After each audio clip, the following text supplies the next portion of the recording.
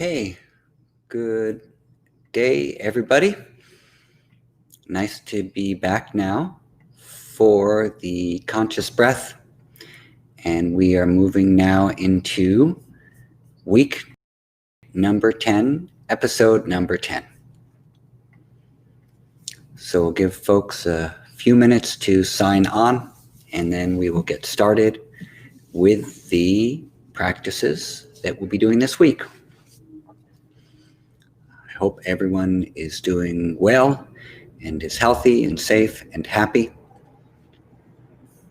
This week's class is going to focus on how to build a daily or regular practice of pranayama.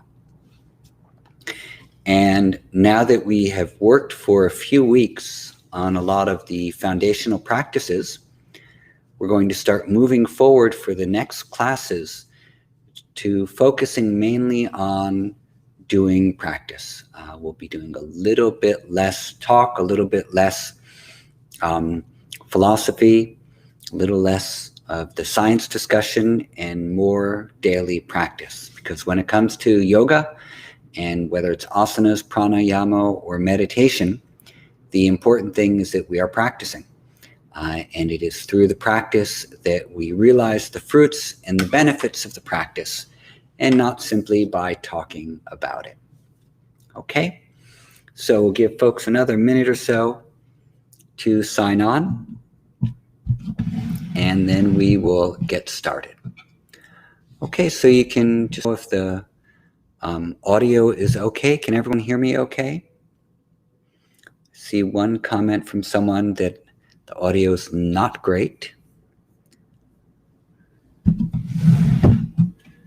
I can move this over here and see if that works a little better, and you can let me know. Okay, good, super. Wonderful. So as I was saying, in this week's class, we're now going to move on to working primarily on daily practice.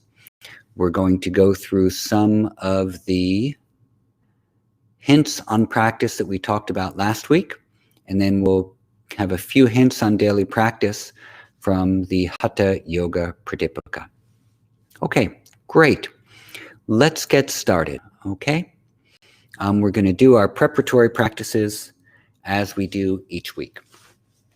Please sit comfortably. You cannot either be on the floor or on a pillow. You can be on a bed. You can be lying on your back. If you're lying on your back, the legs can either be straight or the knees can be bent with your feet on the floor. So you find a comfortable position for you. These preparatory practices can be done in any position. The first one is to place one hand over your belly button region and then the other hand directly on top of that. And let your belly relax out into your hands. And then as you exhale, without moving your hands, pull your belly slowly away from the hands towards the spine. And then as you inhale, let the belly relax back out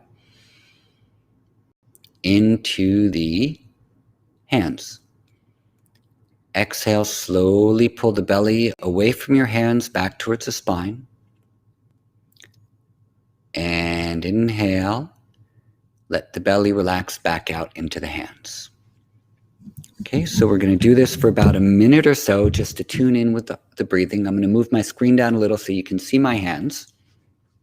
I have one hand on the belly, one hand over that, and I'm relaxing my belly out. I inhale, and without moving my hands, I exhale, and the belly comes away from the hands.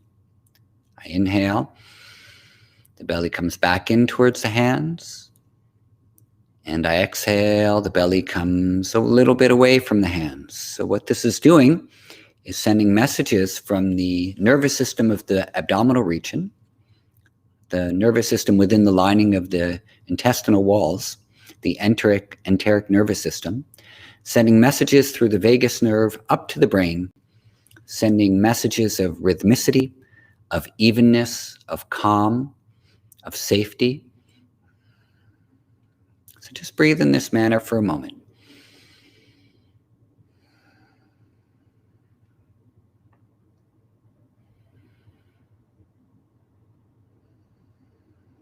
Enjoy the fullness of the breath.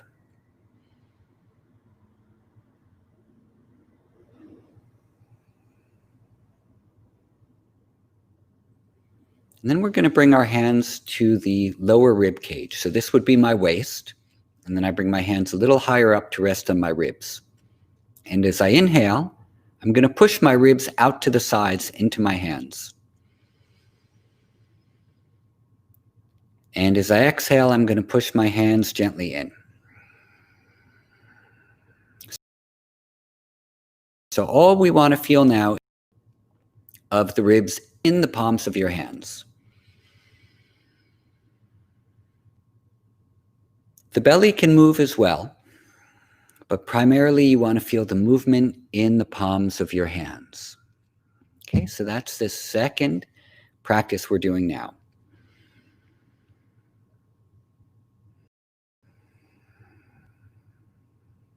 Feel the ribs moving out into the hands as you inhale.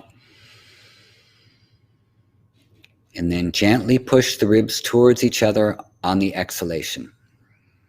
This is just to get a sense of the movement of the diaphragm as you breathe.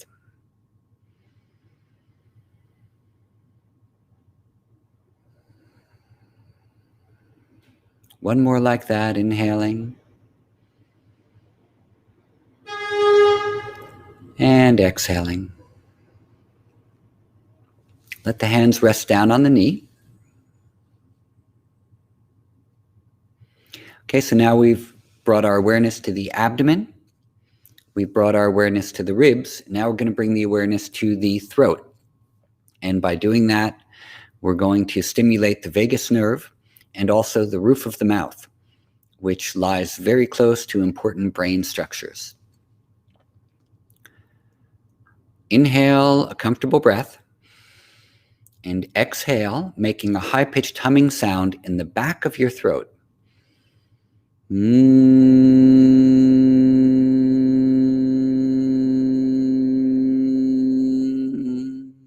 if you gently smile while you do that, you'll feel the humming sound go further back in the throat. Try that again. Inhale.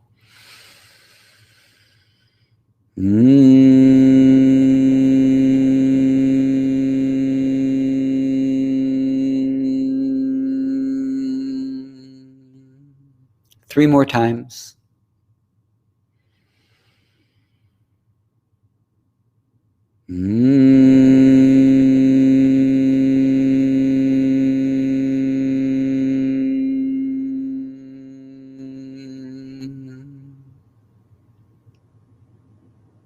Two more.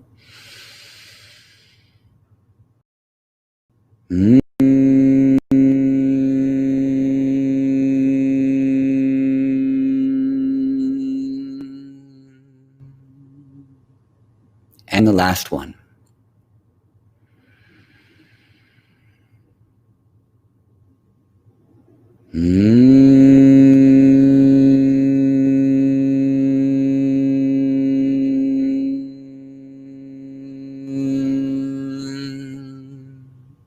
Okay, relax the breathing for a moment.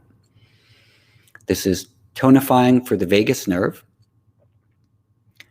stimulating for the brain, and calming for the heart. Okay, the last preparatory practice we'll do is breathing high into the nasal cavity. So for this one, you're going to imagine that you're inhaling the scent of a rose. So inhale high into the nasal cavity near the olfactory nerves.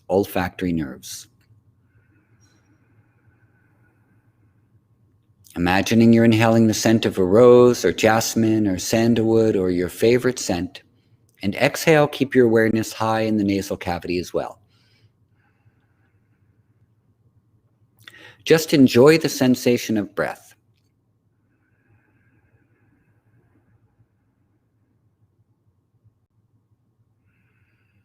Enjoy the sensation of your breath like you enjoy your favorite smell or even like you enjoy listening to your favorite song.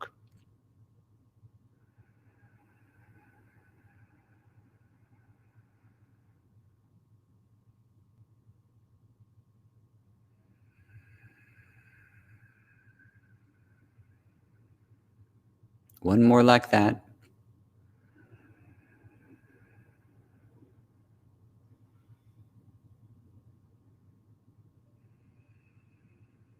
And then relax the breathing. Okay. So what we have done is we have brought our awareness and a sensory awareness as well to the 4 main places where we feel breathing occur. The movement of the abdomen coming out and in, from the diaphragm going down and up in the belly.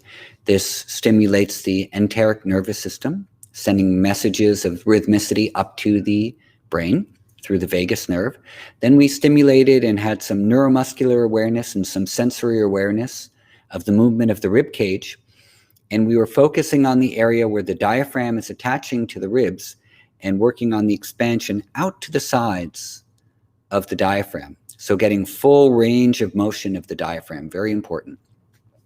Also sending messages from the vagal nerves attaching to the diaphragm going back up to the brain. Then we brought awareness to and this of course is expanding the lung capacity. Then we brought our awareness to the throat, to the trachea, to the stimulation of the vagal nerves in the throat and the baroreceptors, which are monitoring our blood pressure wrapped around the carotid arteries, and also the roof of the mouth. And then the last, high in the nasal cavity near the olfactory nerves. So these are the 4 basic places that are going to move or that we hold steady while we're doing the pranayama practices, and they prepare us for the deeper practices. So let's just have like a little bit of a recap of what we talked about last week, and then we will go into the practices for this week. So we discussed a little bit a teacher named Swami Harihar Ananda Aranya, who lived in Bihar, originally was from Bengal, and wrote an amazing commentary on the Yoga Sutras. And in the Yoga Sutras, we find very succinct and simple instructions on asanas, pranayama, meditation, and so many other things. In fact, the Yoga Sutras is an entire map of our inner consciousness and the journey that we move through as we move towards deeper and deeper levels of awareness. Sutras are quite complicated. Some are not so complicated. And the ones in regards to asanas and pranayama are not terribly complicated. And what Hariharananda said in regards to pranayama is that contemplation on God, or on a feeling of physical or mental void, or on a feeling of luminosity within the heart, has to be practiced with each incoming and outgoing breath. And thus breathing and quieting the mind have to be practiced with each breath. So what this basically says is that at the same time that we're breathing, we're working to quiet the mind. And this is another indication that prana and mind are one in the same thing. They're linked. They're the same flow of energy, of information. They're the same flow of manifest consciousness. And as one moves, the other moves. So when one becomes quiet, the other becomes quiet. When one is agitated, the other becomes agitated. If you're extremely angry, the breathing is going to get interrupted. If you're extremely calm and peaceful, the breathing will be slow and smooth. And in the same way, if you happen to be angry and you slow and calm and steady your breath, then automatically your mind will start to eventually calm down as well. So breath and mind move together. This is a key point in pranayama. And from that, we can see that pranayama is not simply breathing practices, but it's the extension of our prana, the extension of our breath to become quiet, to settle the mind inwards, so that it becomes receptive for the inner contemplation on soul principles, meaning consciousness, our inner mechanisms, etc. So to practice such a contemplation means that we have to have a great inner awareness of the sensations that we are feeling when we're doing these practices. So for example, putting the hands on the belly, putting the hands on the ribs, doing a humming breath here, imagining the smell of a rose. All of these are combining this tactile sense along with an inner sense of feeling of what it's like when these areas are moving. So the more of an inner sense we have of sensation itself, of how the breath is moving and the shape change that occurs in the body because of it, the more sensitive we become to the pranayama practices and the more subtle our practices become. So if we try too hard, if we're straining the breath, if we're not able, we won't be able to feel like this mental void or the luminosity at the heart that Hariharananda was speaking of. Instead, we'll feel tension.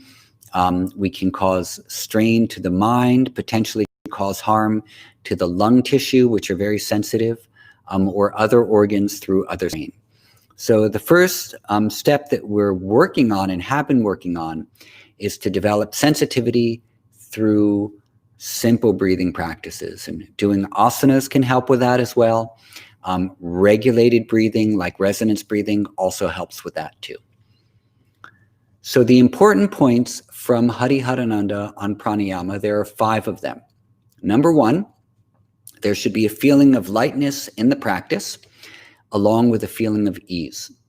Okay, so the word that he uses is sattva, which is a Sanskrit word which means lightness, purity, reflection, buoyancy, harmony, any of these types of words. So as we breathe with this feeling, and we're not overstraining, the mind becomes more sattvic. It becomes the capacity for reflection, for lightness, for perception begins to expand and open with the development of the sattva guna. So this is number 1. Number 2, we should practice in slow degrees. We should never rush.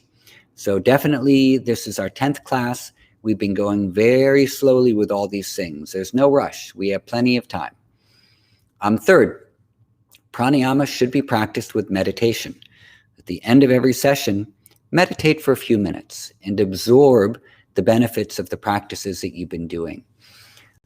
In fact, the purpose of pranayama is to prepare us for pratyahara, the inward movement of our sensory awareness, and then to move to concentration and meditation. So if we think that pranayama is only for breathing, and then we stop there, then we're just going to remain at the level of the nervous system, and we won't go to the deeper levels of the practice. Next, his 4th point was that we should pay some attention to our diet. If we eat a clean diet, less fried food or oily or fatty foods, stale old foods or highly processed foods, if we don't eat late at night or eat portions that are too large for us to digest, then we're going to have a better feeling in our bodies, in our minds, and our practices will feel better as well. So in Ayurveda, it doesn't say there's one specific kind of diet. It says you should eat what you can digest, and that's going to vary from person to person. His last point, pranayama is not about long breath holds. Sometimes you might see that instructions are given either in books or by teachers to hold your breath as long as you can, etc. This is okay for some people. It's not okay for other people. The main purpose of pranayama, according to Hariharananda, is to reduce the veil of avidya. And avidya is not knowing who we are. Vidya is knowing who we are, a pure knowledge of who we are. So avidya is not really not knowing who we are. Avidya is an incomplete knowledge of who we truly are. And so we want to thin this veil, which is covering our true self, and pranayama helps to prepare the mind to travel on that journey, for lack of a better phrase, towards self-knowledge. And it's meditation which gives that full knowing, and pranayama helps to pave the way. Okay, so these are his 5 points on what we should keep in mind for the practice. Okay, so let's begin this week's practice. Week number 10. We are going to do 2 minutes of resonance breathing, and then we're going to do 2 minutes of single nostril breathing, also at resonance frequency. Then we're going to do alternate nostril breathing at resonance frequency, a new pranayama, Pastrica, followed by Brahmhari, and then the slow pranayama of Pracharana Vidarana Bhyam. Okay? And so that's going to be the practice that we do today. For any questions that you have, save them for the end of the class, and otherwise I'm going to lose them in the chat room, okay? So resonance breathing means equal inhalation, equal exhalation. We're going to try for 6 seconds on an inhale and 6 seconds on an exhale. And the way that we're going to count is you're going to repeat the sound of Om. So when you inhale, you're going to say to yourself, Om, Om, Om, Om, Om, Om. And when you exhale, you're going to say to yourself, Om, Om, Om, Om, Om, Om. Okay? That's all. And sometimes it might go a little quicker, sometimes a little faster, but try to keep it as even as you can. We're going to do 10 breaths like that. I'll talk us through the first few. All the breathing through the nose if possible. The breath can go anywhere. If it goes into the belly, fine. Try to avoid breathing high in the rib cage though. So either feel your ribs moving, lower ribs, or the belly moving. That's best. Here we go. Eyes can be opened or closed. Inhaling and exhaling.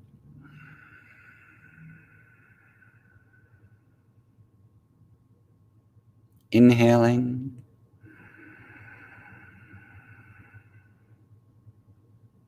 and exhaling.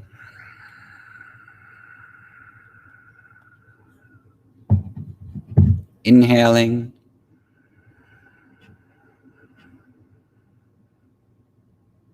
and exhaling.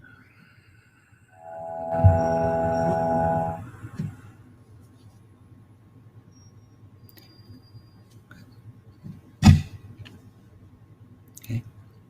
Inhaling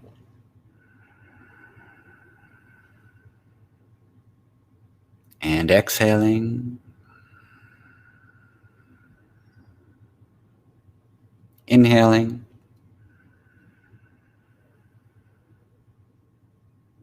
exhaling.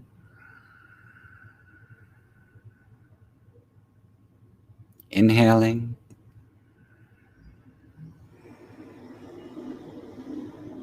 exhaling.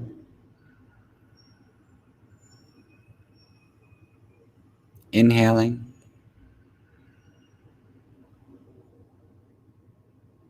exhaling.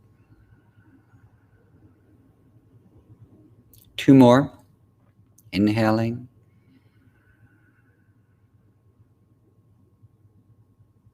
exhaling. Inhaling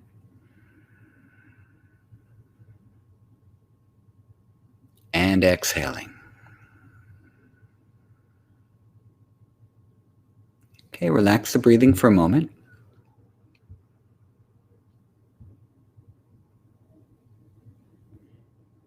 Okay, so next we will do the single nostril breathing. If you find that one nostril is completely, totally blocked, then just breathe through your other side, okay? And if it's only like a little bit blocked, you can keep one nostril just slightly open so you can breathe through it at the same time. You don't want to feel that you're suffocating. So please inhale through both nostrils. Close your right nostril with your thumb. Exhale out through the left.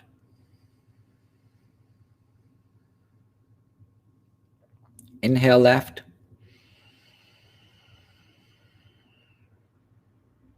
Exhale left.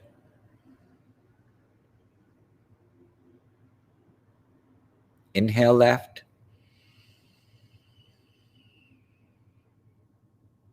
Exhale left.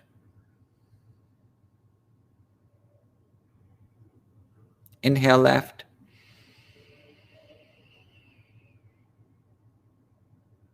Exhale left.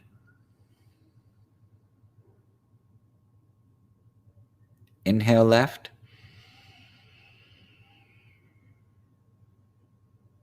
Exhale left. One more. Inhale left.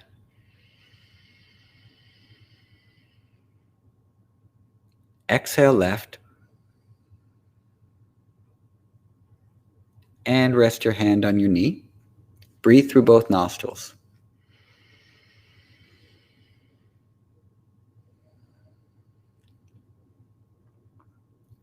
Inhale through both nostrils. Close your left nostril with your right ring finger. Exhale through the right side. Inhale right.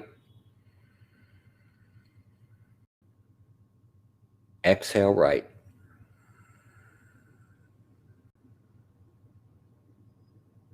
Inhale right.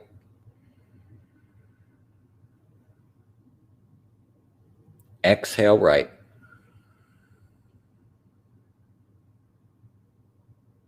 Inhale right.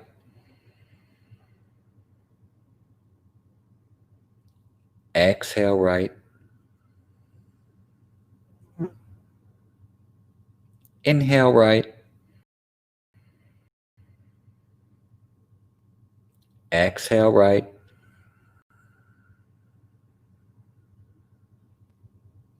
Inhale right. Last one. Exhale right. Rest the hand on the knee and breathe.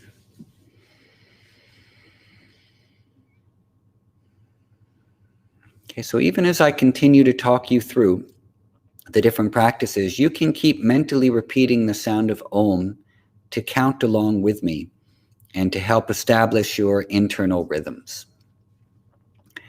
Next, we're going to do the alternate nostril breathing, also at resonance frequency. And the resonance frequency is to bring our sympathetic and parasympathetic nervous systems into an equilibrium, improve vagal tone, and make the nervous system receptive to the deeper practices that we're going to do, so that there's no tension as we start to regulate and modulate our breathing. So inhale through both nostrils, please. And now exhale out through your left nostril, closing the right. Inhale through the left. Change and exhale right. Here and inhale right. And exhale through the left. This is one round. We'll do 5. Inhale left.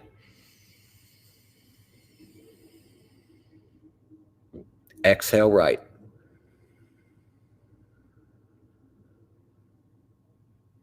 Inhale right.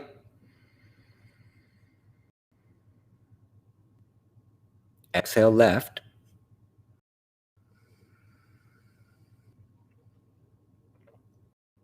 Inhale left.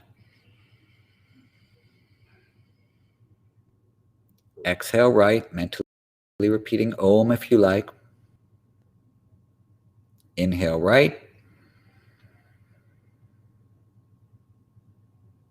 Exhale left.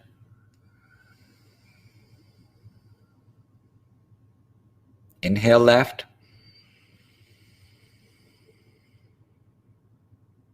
Exhale right. Inhale right.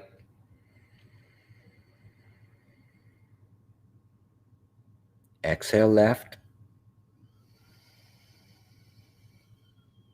Last round. Inhale left. Exhale right.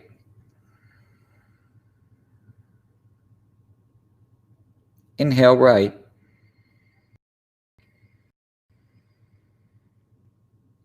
Exhale left.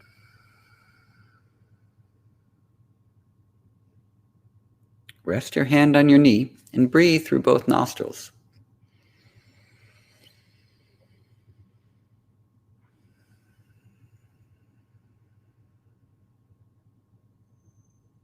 Sit quietly for just a moment.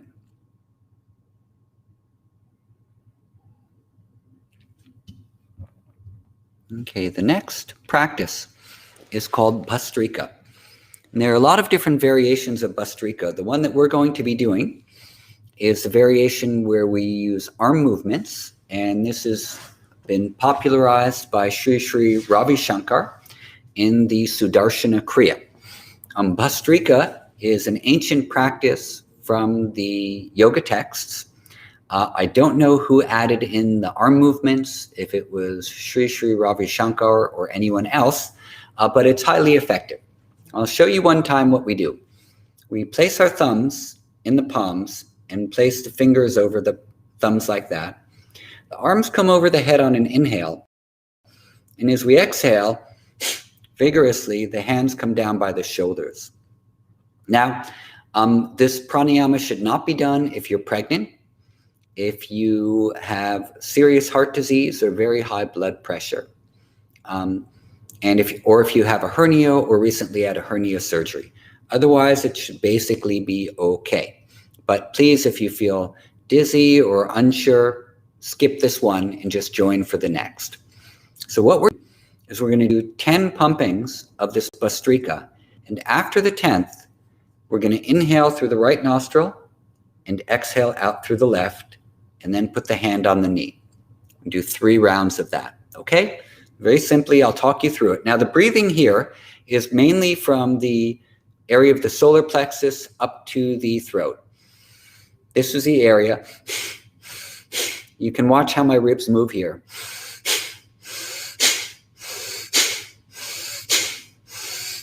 Okay? But we're going to be doing that with arm movements. All right? Let's try. Don't strain, don't force. It's just energetic, like you're blowing your nose. Inhale the arms over the head. 10 times begin.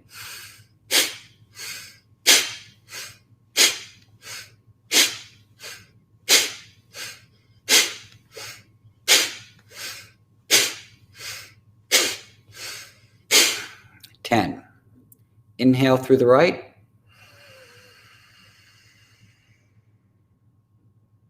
Exhale through the left.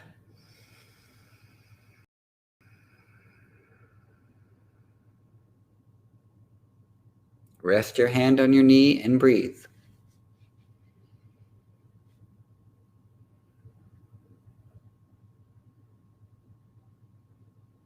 Sit calmly and quietly.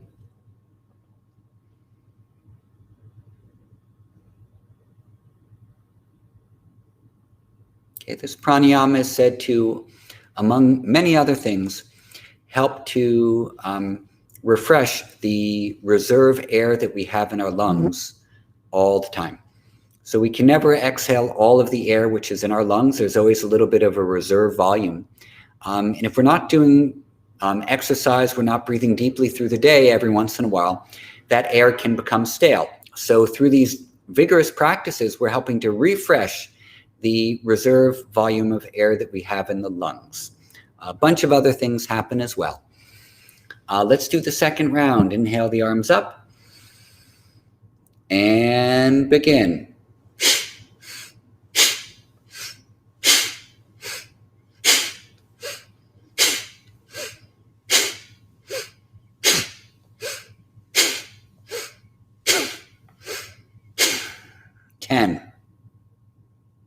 Inhale through the right nostril.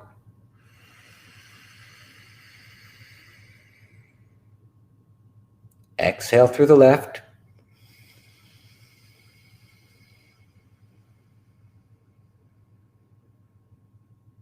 Rest the hand on the knee and breathe.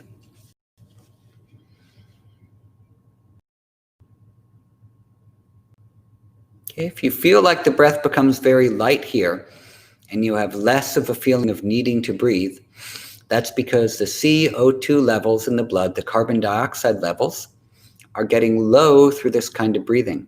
So the respiratory centers get quiet.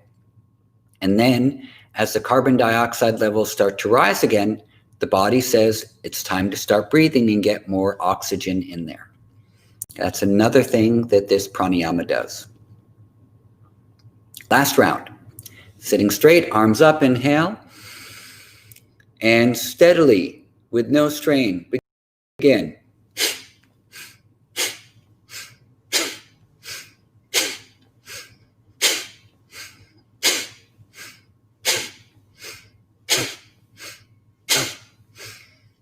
And inhale through the right side.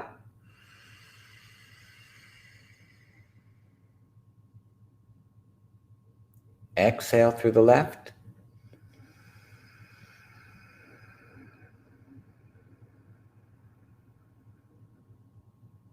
Rest the hand on the knee. Breathe comfortably.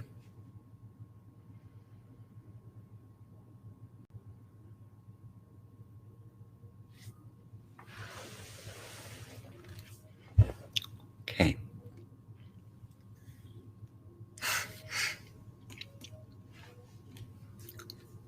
Okay, next we will move on to the extension of the exhalation pranayama. So you're going to inhale comfortably, and then controlling the flow of the exhalation, begin to lengthen your exhalation.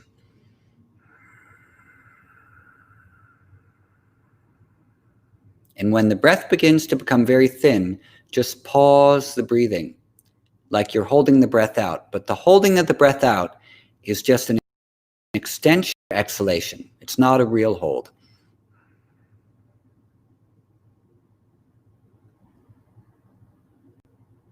Just for a few seconds, and then again you inhale, controlled.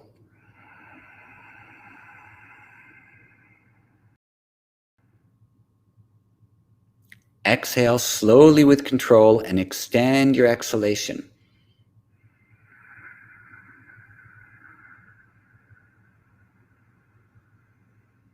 When the breath becomes thin, just pause.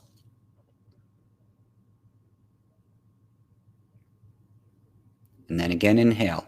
Try this 3 more times on your own.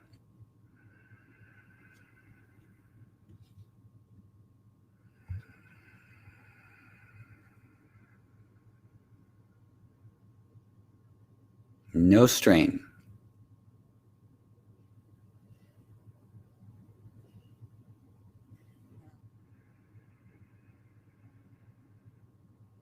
The breath naturally flows in, and a long, slow exhalation, pausing after the exhalation.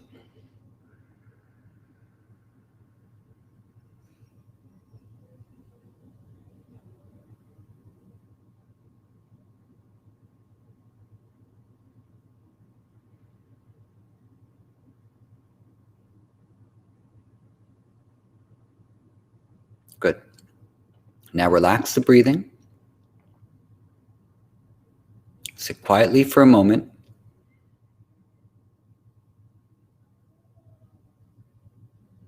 And the final pranayama we will do is Brahmhari. And we're going to do this one by closing the ears with the fingers. You can either use your thumbs and close your eyes as well, or do the full Shanmukhi mudra, or you can simply put your index fingers over your ears to hold them slightly closed. So we're going to do 5 rounds on your own. We already did the Brahmhari in the very beginning of the class, and now we're going to finish with this again. Okay, this will be the final pranayama for today. You're going to inhale, exhale, make a high-pitched humming sound.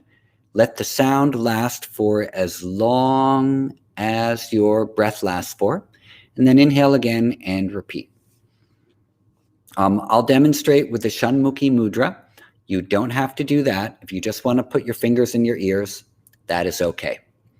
All right, here we go. Let's try. Inhale.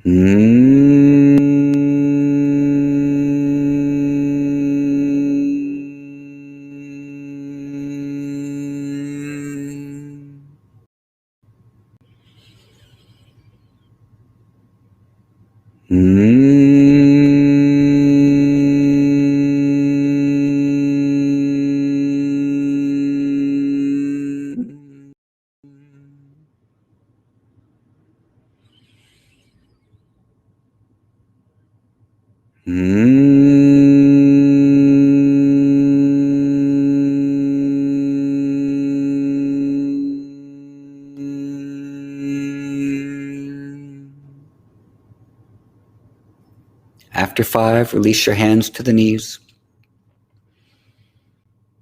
and sit quietly, feeling the sensation of maybe the ears, the eyes, wherever you feel any sensation from the pranayama.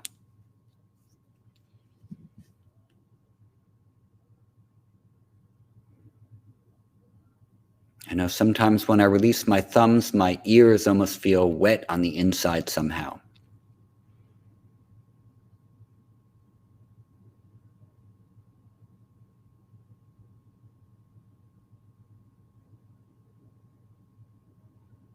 Okay, and then we will all take a long inhale together and a slow exhale. And then you can open your eyes.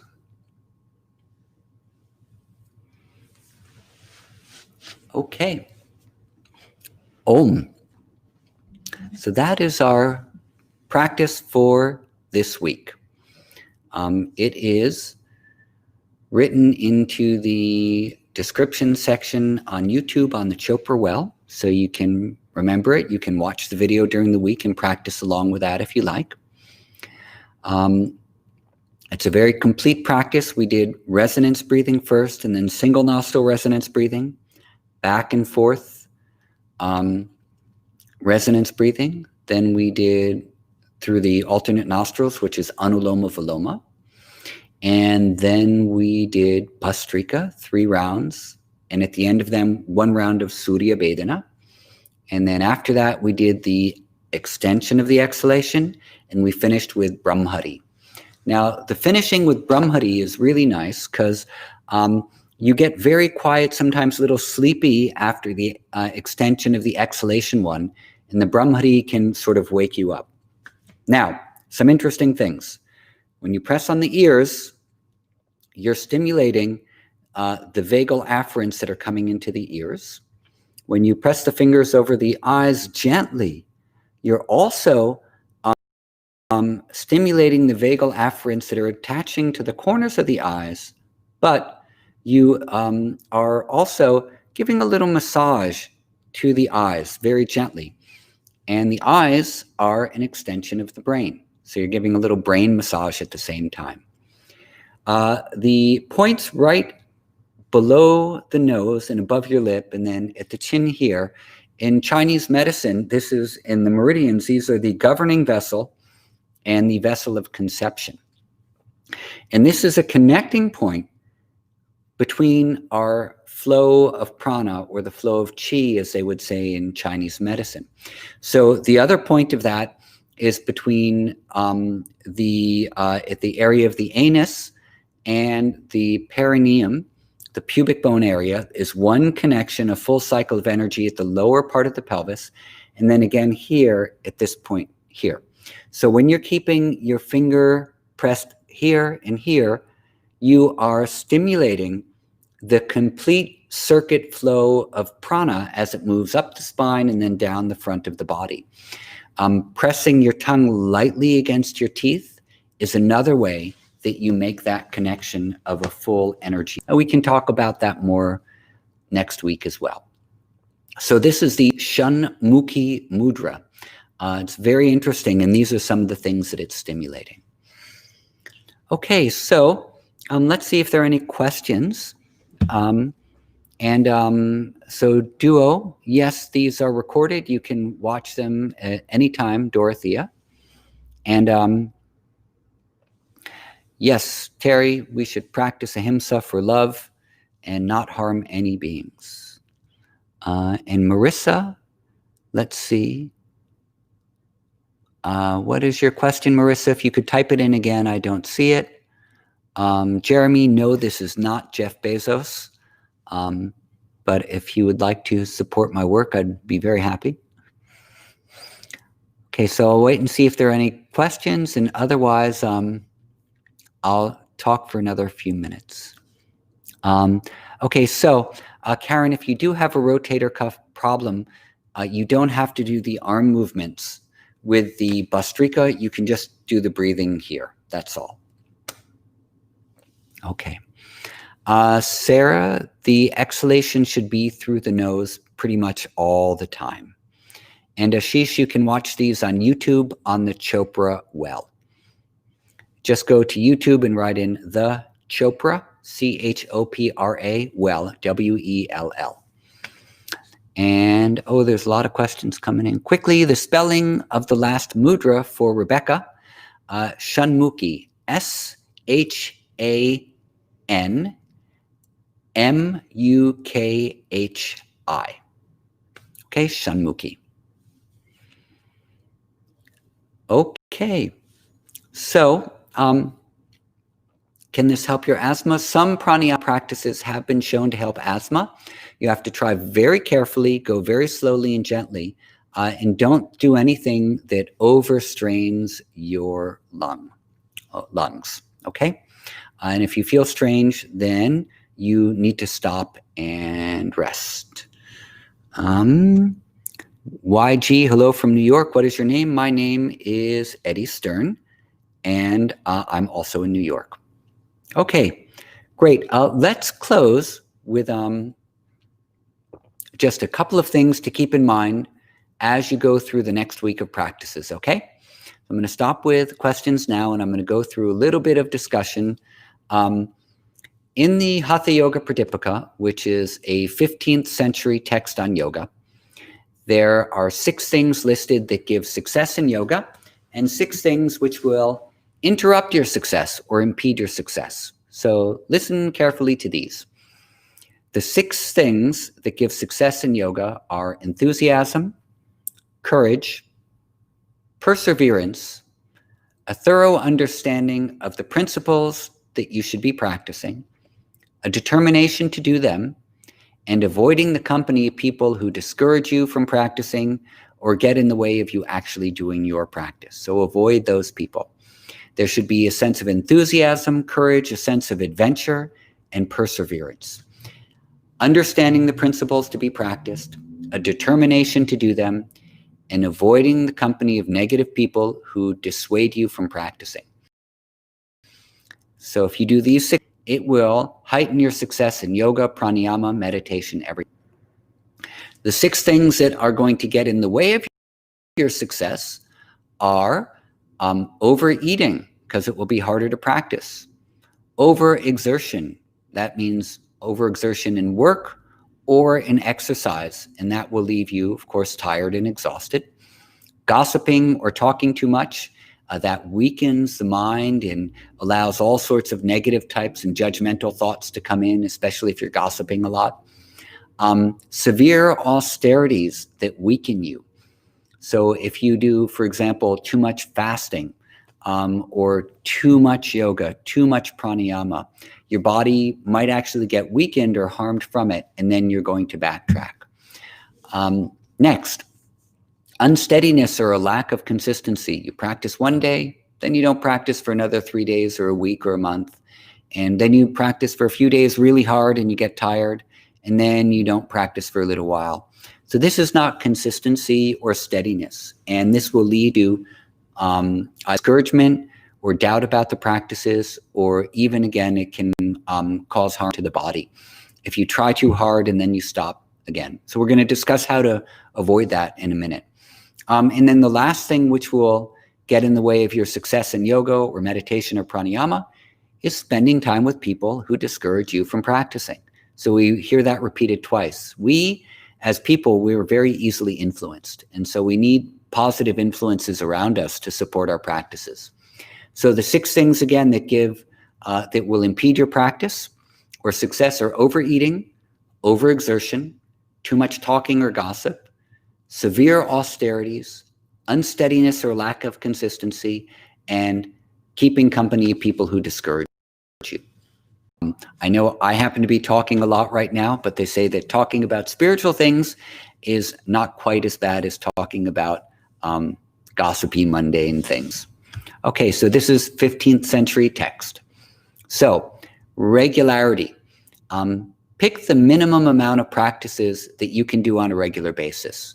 And over time, if your stamina increases, that's fine. But remember, the goal is not to do more, because more doesn't equal. The goal is to be consistent. Okay, that's what we're working on now in all of our next coming classes. Sleep helps with that. Try to maintain a consistent sleep schedule. Most people need 7 to 8 hours. Some people are okay with 6. But maintain a consistent sleep schedule and make sure you get enough sleep. Time. Choose the time of day that works for your schedule and maintain that time period with as much regularity as possible. So we've been meeting every Friday at 11:30 a.m. and I haven't been changing that, 11:30 a.m. Eastern Standard Time. So I get into a rhythm of always being here at this time. And if you're attending this class live, then you're also here at the same time. And it forms like this new rhythm and a new pattern in us. So when the time comes, we naturally are ready for the practices. So if you practice meditation at the same time every day, say it's 6 in the morning. When 6 in the morning starts to come around, the rhythms of your body are attuning themselves to the practices that you do, to your physical behavior. And so you have a nervous system and a mental response to that at the same time, so that you're prepared and it happens more easily. So choosing a regular time and also a regular place helps with making these practices easier for you so that you can slip into them and have a more profound experience of them. If you're only practicing 2 days a week or 3 days a week, that's okay, but try to make it the same 3 days. So again, your internal rhythms are attuning to that. The place where you practice should be clean, it should be uncluttered, and it should be set for you to do a practice. Maybe you have a meditation cushion there. Maybe there's a candle. Maybe it's just a place which doesn't have a lot of junk lying around. Try to maintain that place with regularity if you can. Not everybody can. Maybe you live in a very crowded house, there are a lot of people around. You're still getting up early to do pranayama or meditate. Try to sit in the same place each time if you can, even if it's in your bathtub. Food habits. Eat at regular hours if possible, as clean as possible, and remember to eat what you can digest. And if you notice you don't digest certain foods, stop eating those and look for others.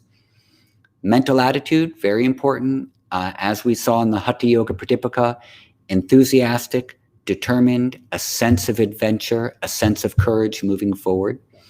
And the intensity of your practice to maintain regularity. Okay, remember, I'm going to repeat this again.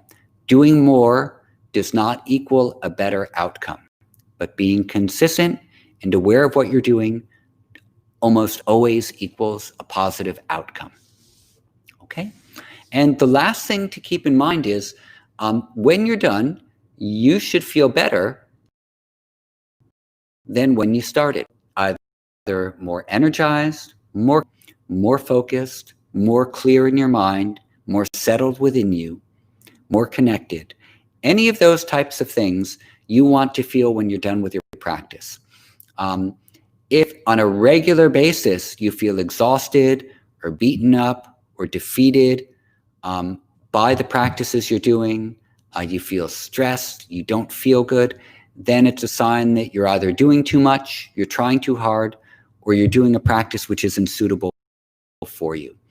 So the way you feel when you're done with your practice and through the day, pay attention to that, because that is going to give you an indication of if you are doing things in the right manner for you. Okay? So that's all for today. As I've mentioned, these classes are recorded, so you can watch them on YouTube on the Chopra Well. Again, my name is Eddie Stern. We will be back again next week for the next week of practices. Sarah wanted to know, what if you work shift work? Okay, so what is, try to do very, very small amounts. So for example, we have this app that we made. I made it with myself, my friend Sergey Verichev, and with Deepak Chopra. It's called the Breathing app, and it looks like this, where there's just a ball which goes out and comes back in. And it's a free app. You can download it onto your phone, and you can breathe along with this app for 1 or 2 minutes at a time throughout the day.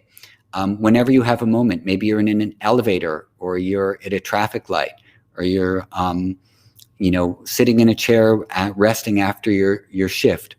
Just breathe for a couple of minutes, and then that's enough. Like 1 minute or 2 minutes of focused awareness is enough to recenter yourself.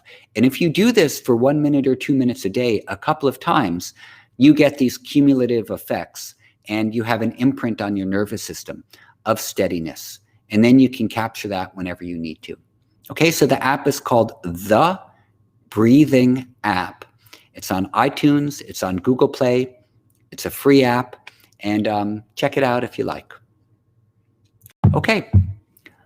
Om Shanti, Shanti, Shanti. Om, peace, peace, peace. Thank you so much for joining, and I look forward to seeing you next week. You can follow my other classes on eddiestern.com or on Instagram @EddieStern. Peace to you all. See you soon.